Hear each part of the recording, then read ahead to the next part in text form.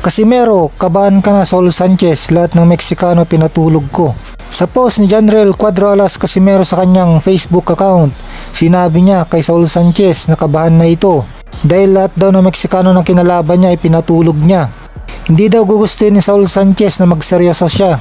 Kamakailan lang kasi ay sinabihan ni Saul Sanchez si Casimero na dapat ay magseryoso sa kanyang training.